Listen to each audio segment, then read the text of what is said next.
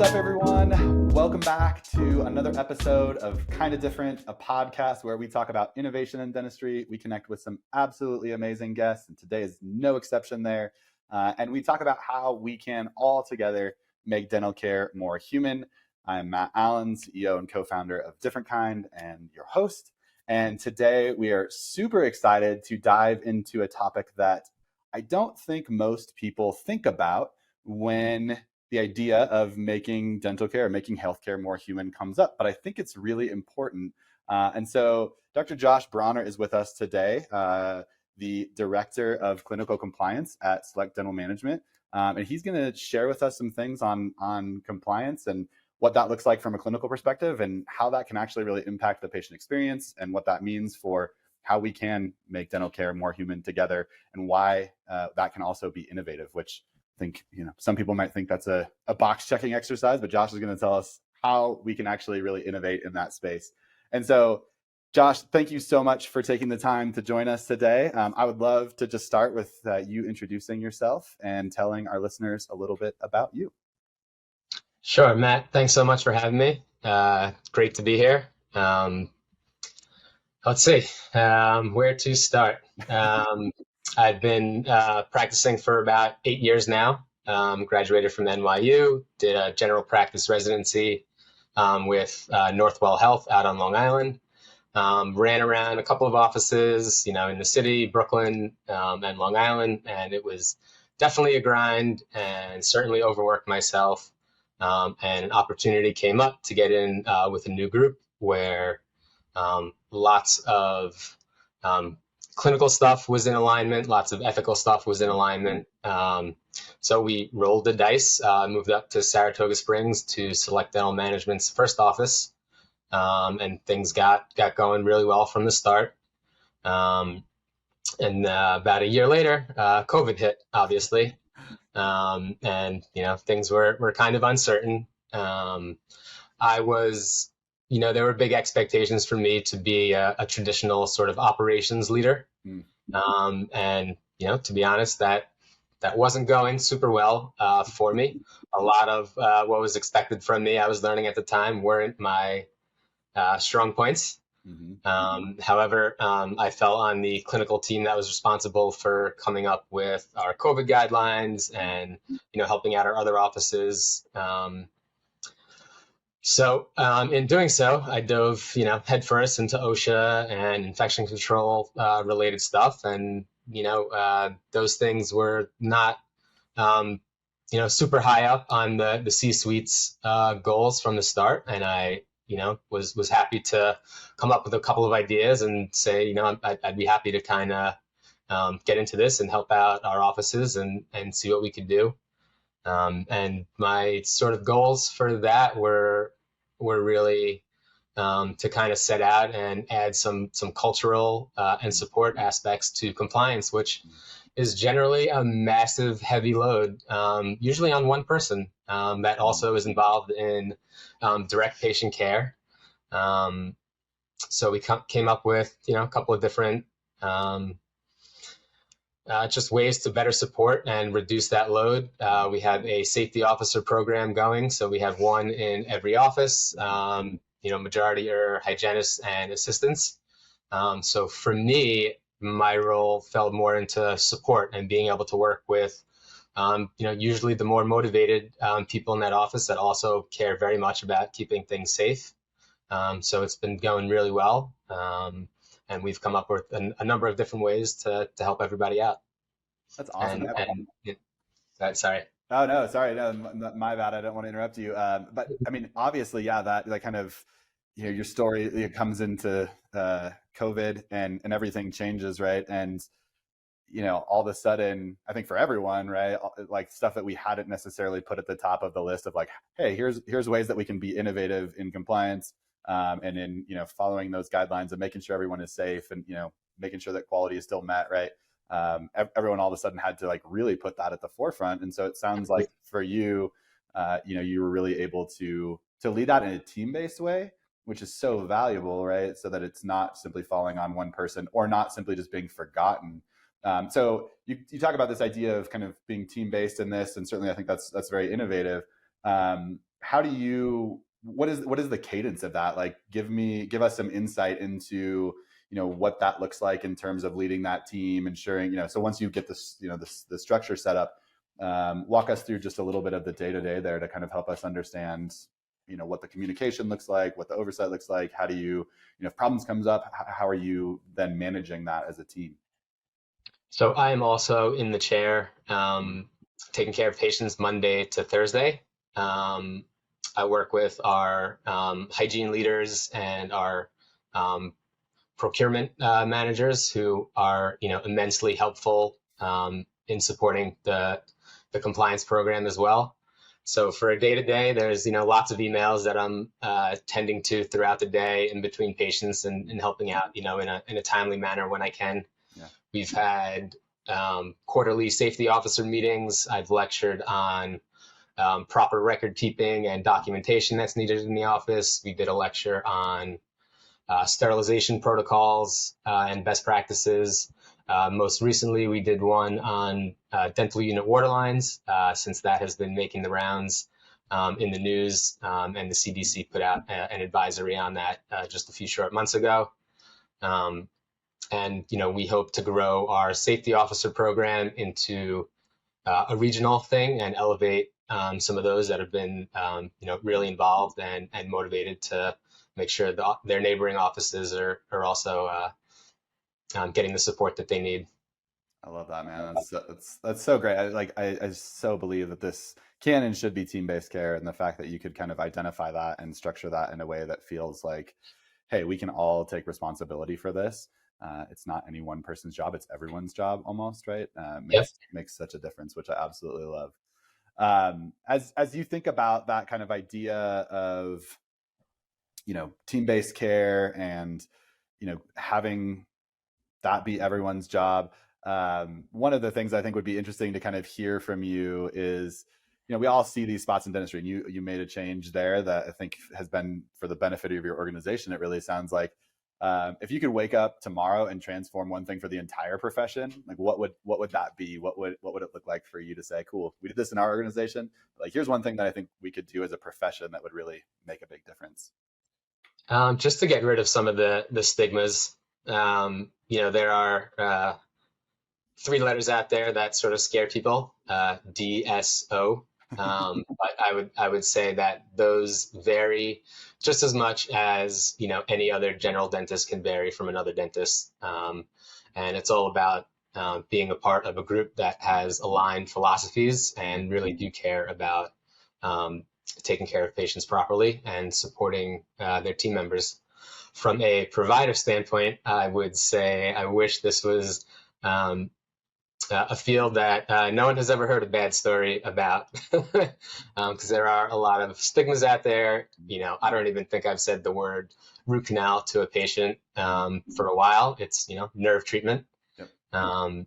Outside of that, I wish it was also a field where insurance companies didn't exist yet. And I hope if we had to do it again, dentists wouldn't make the same mistake twice, or at least it would be set up in a more a way that could really get patients the care that they need.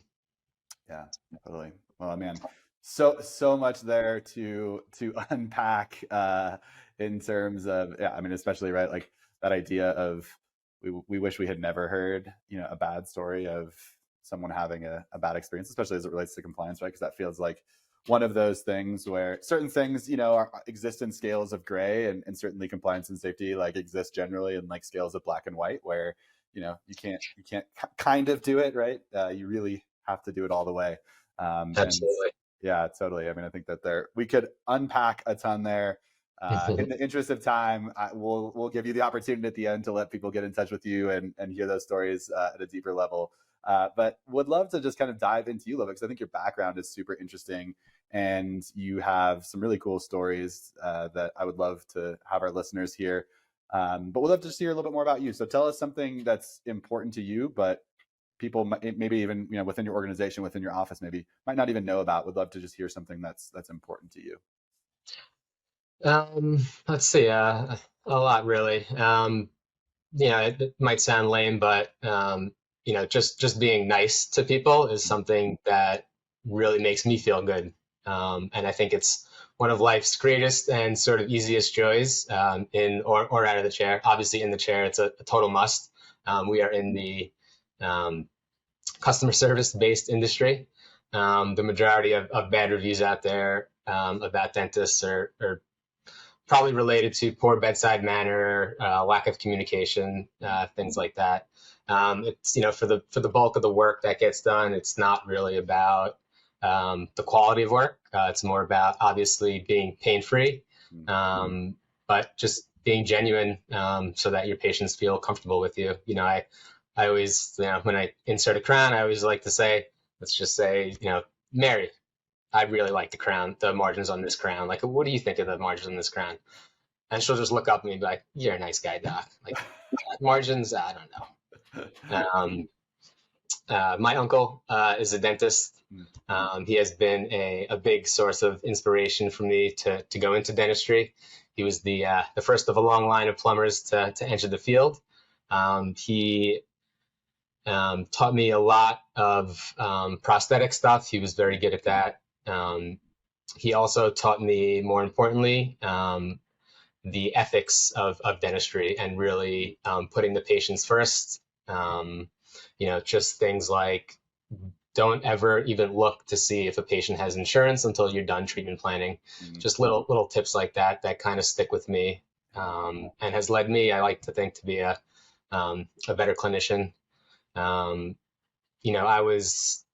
I never had a super high level of confidence growing up. I was a late academic bloomer.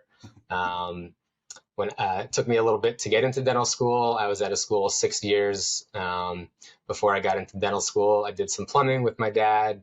I did a master's and did some research in cancer genetics. But I did want to be a dentist. I wanted to use my hands and relate with other people as much as I could. So I was always like, the 6 years out, I'm like already the old guy in my dental school class. And for a long time growing up, I led myself sort of blindly to others that I thought maybe knew my path better than me. But I'm at a point where I'm pretty confident to stand behind myself and know, the direction that I want to take. And, I had built a nice little network of support that I could seek out whenever I need it. I love that, man. Well, you mentioned that too. You're talking about ops kind of, and it was like, hey, people are pushing me into this, and you're talking so much about finding your own path, finding the strengths that you are. And, for that path, for everyone, that path is different, right? But that self-awareness piece is so important to kind of know, hey, my job is not to be what anyone else expects me to be. My job is to be the best version of myself that I can be. And I absolutely, sounds like you're really finding that and continuing to find that and have found that, which is awesome. Tell us about, you mentioned your uncle, kind of being an influence on you. Tell us about one of your most formative experiences as a patient. I would love to hear, something around that would be great. So my uncle's dental office was downstairs from my father's plumbing office in Brooklyn. And I remember it was the first time I needed, several fillings done. I think I was a teenager, maybe 14 or 15 at the time. And as soon as I saw that needle, I jumped out of the chair, tried to run out of the building.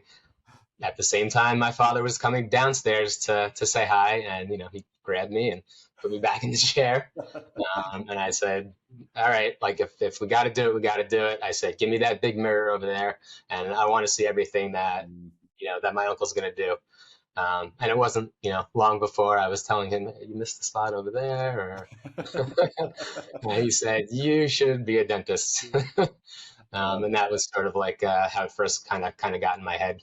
Yeah, it wasn't that bad. He was pretty painless. That's awesome, man. I love that story. It's so so much greatness there. That's great. I love it. Cool. Well, let's talk a little bit about making dental care kind. Let's talk about making dental care more human, making it different.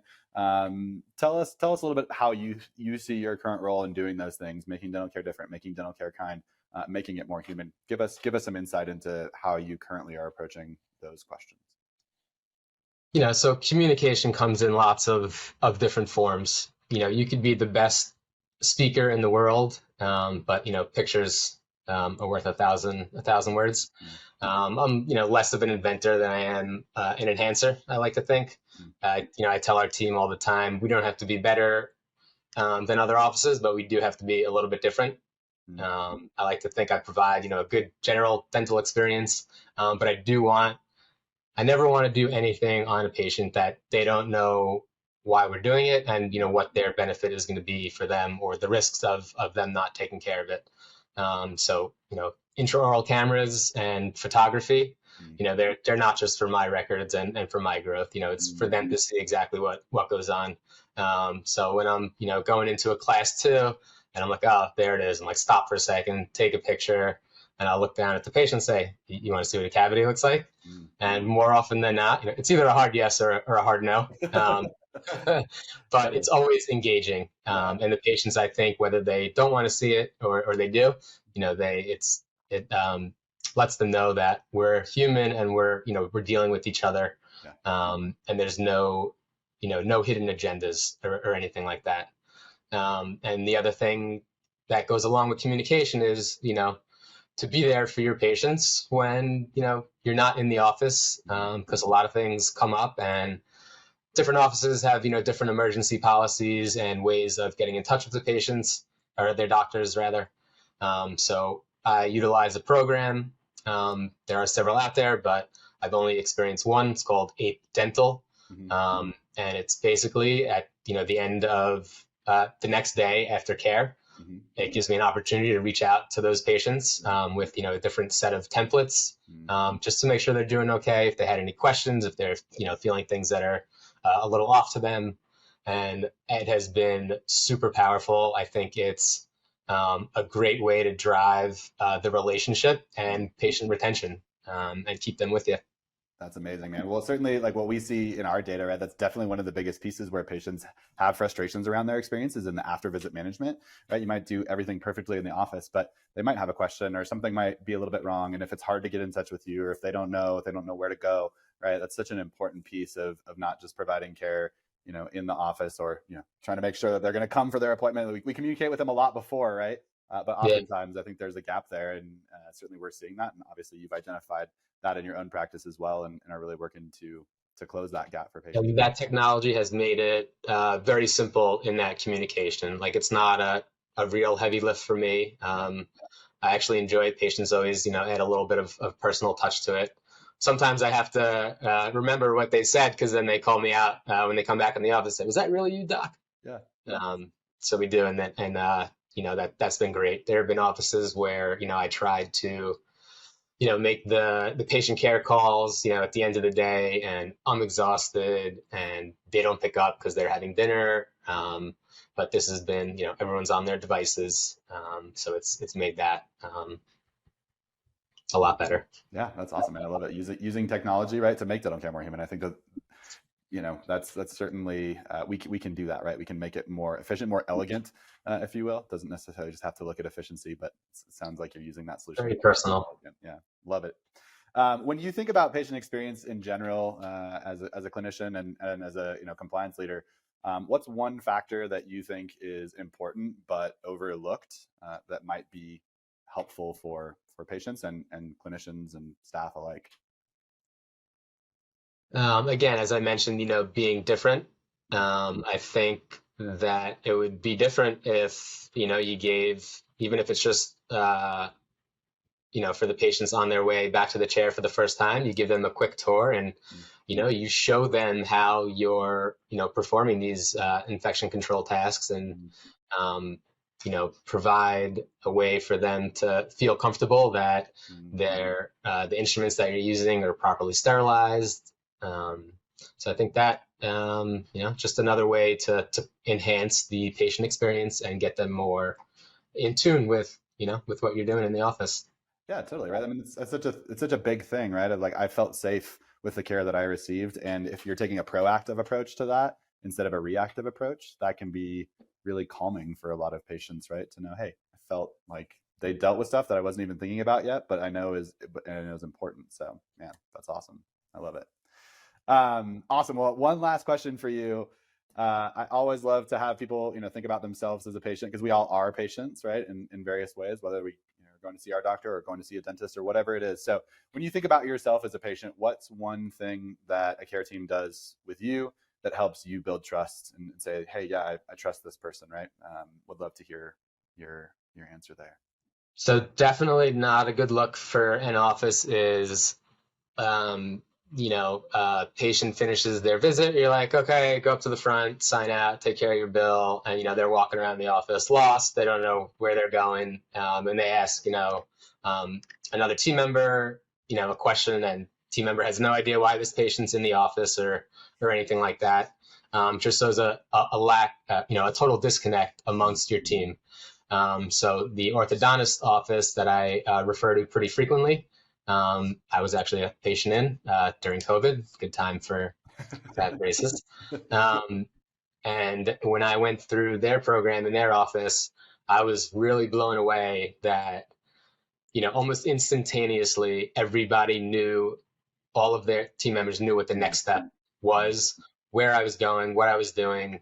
And, I spoke to the doctor that runs that office there. I'm like, I gotta figure out, how do you guys do this?